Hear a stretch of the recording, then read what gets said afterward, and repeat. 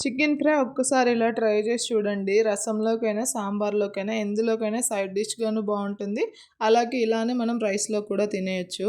Recipe చూసేద్దాము. ఒక ప్యాన్‌లో కొంచెం ఆయిల్ వేసుకొని, చికెన్ వేసుకొని, పైనుంచి కొంచెం ఉప్పు, పసుపు వేసుకొని అలానే ఆవిరికి ఉడికించుకోవాలనమాట.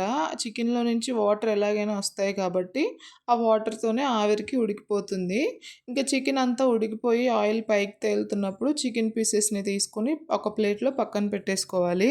నేనిక్కడ కొంచెం ఆయిలే వేసుకున్నాను. క్రిస్పీగా గావాలంటే ఇంకొంచెం ఆయిల్ గూడా వేసుకోవచ్చు. ఇంకా చికెన్ పీసెస్‌ని తీసుకొని పక్కన పెట్టేసుకున్న తర్వాత అదే ప్యాన్‌లో కొంచెం జీడిపప్పు, కరివేపాకు కూడా వేసుకొని ఫ్రై చేసుకొని వీటిని కూడా తీసుకొని పక్కన పెట్టేసుకోవాలి. అదే ప్యాన్‌లో ఇంకొంచెం ఆనియన్స్, ఒక పచ్చిమిర్చి కట్ చేసుకొని వేసుకొని ఫ్రై చేసుకోవాలనమాట. ఆనియన్స్ కొంచెం కలర్ చేంజ్ అయిన తర్వాత అందులోనే కొంచెం అల్లం వెల్లుల్లి పేస్ట్ వేసుకొని పచ్చివాసన పోయేంత వరకు ఫ్రై చేసుకోవాలి. ఫ్రై చేసుకున్న తర్వాత మనం ఆల్రెడీ ఫ్రై చేసి పెట్టుకున్న చికెన్ పీసెస్‌ని ఇందులో వేసుకొని పైనుంచి కొంచెం గరం మసాలా, కారం అలాగే చికెన్ మసాలా కూడా వేసుకొని అంతా కలిసేలాగా ఒకసారి కలిపేసుకొని మూత పెట్టి ఒక 5 మినిట్స్ అలా లో ఫ్లేమ్‌లో ఉంచుకోవాలన్నమాట. ఇంకా లాస్ట్‌లో పైనుంచి కొత్తిమీర వేసుకుంటే రెడీ అయిపోతుంది. మీరు కూడా ఒకసారి ట్రై చేయండి. ఛానల్‌ని సబ్స్క్రైబ్ చేసుకోండి.